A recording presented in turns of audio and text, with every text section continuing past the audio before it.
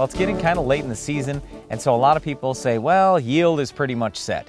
And that's true for corn and many other crops, but it's not true for soybeans yet. Well, okay, you think about the corn and how tall it is, and yes, you can't drive your ground rigs anymore out through this tall corn. And so you say, what else can I do on my farm to improve my profitability? Guess what? I can still get through those soybean fields in many cases. Now, maybe they're too big and filled in. Well, You'd even have if you to hire a can't, who plane. cares? Yeah, hire a plane. It's no big deal. But there are still things going on. In soybeans, that yield is determined so late. I mean, your soybean plants, chances are still putting on more flowers, still have the ability to put on more pods, or they still have the ability to abort flowers and drop pods. Well, not only that, it's what's the size of that bean going to be inside the pod. That's a critical thing. And I guess our whole message here is we wanted to talk for just a minute about don't give up on your soybeans yet. Until those soybeans start to turn color, until they start to mature, you still can influence yield. A lot of times we'll see late season bugs, maybe late season weeds, diseases, those kind of things that can come into soybeans and still hurt yield. And I'm not saying that in all cases you see 3 bugs out there or one tiny little amount of disease, that it's the end of the world. But we are trying to say, hey, if you've got threshold levels, you need to be doing something about that. There are a lot of farmers around the country who are still treating for insects, diseases, even weeds out there. It does absolutely make a difference in soybeans. Okay, let's talk about those bugs just for a minute. If you're going to be spraying an insecticide late in the season, it's important that you look at the pre-harvest interval on the label. Now, your pre-harvest interval may be only 21 days. And you say, wow, I've got easily 21 days before I'm going to start harvest. No problem. But you may have a product with a longer pre-harvest interval that may be 40 days. And you may say, you know, 40 days,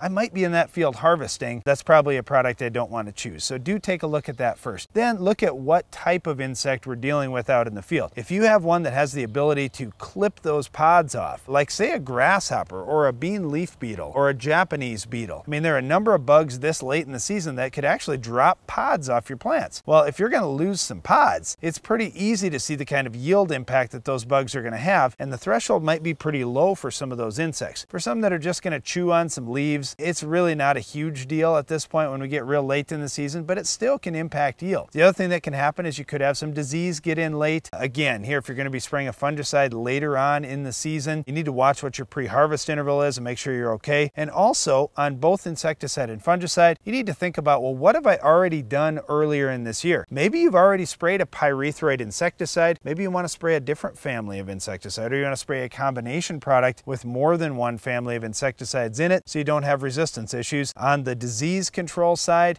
if you've already used a strobilurin product, like say a headline, for example, maybe you want to use something that's a combination product or a different mode of action later on. The other thing to keep in mind is that at this point in the year, when those pods are trying to fill, they require a lot of nutrients. So many farmers are experimenting with foliar feeding. We've done quite a bit of this on our own farm. We haven't had a lot of success until just the last few years. We found a couple products that have been working fairly well, but I'll just tell you that it's something you might as well be trying a little bit of on your farm. There are better and better products all the time. And just know that it doesn't take a lot of fertilizer. We're typically only spraying a quart of liquid fertilizer along with fungicide and insecticide. But when you do that, it does kind of heat up that whole mix. So then when Darren says, well, you might want to switch insecticides. So if you used a pyrethroid earlier, you might want to go with an organophosphate like Lorsban. You don't want to put a Lorsban together with any fertilizer. So our suggestion would be stay with your pyrethroid, even if you used a pyrethroid earlier, if you're also using foliar fertilizer. But again, if nothing else, at least experiment with it. Do some strips with some foliar fertilizer, because a lot of people are finding some success this late in the season on soybeans. Well, you talk about fertilizer, and really here's where a lot of people will say August rains make soybean yields. And that's absolutely true. If you get more rain in August,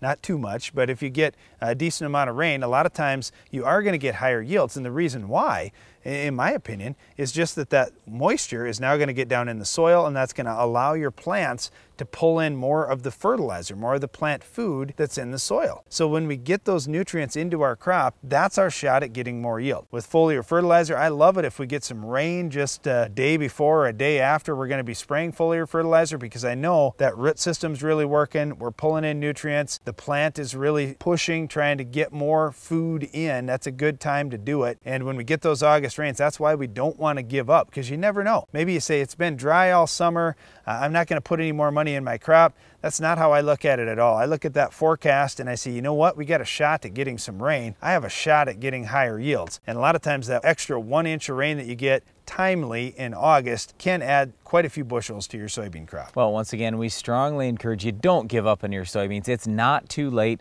to still influence yield. And one of those things you might want to be watching for out in your soybean field is our Weed of the Week. We'll tell you how to control it coming up later in the show.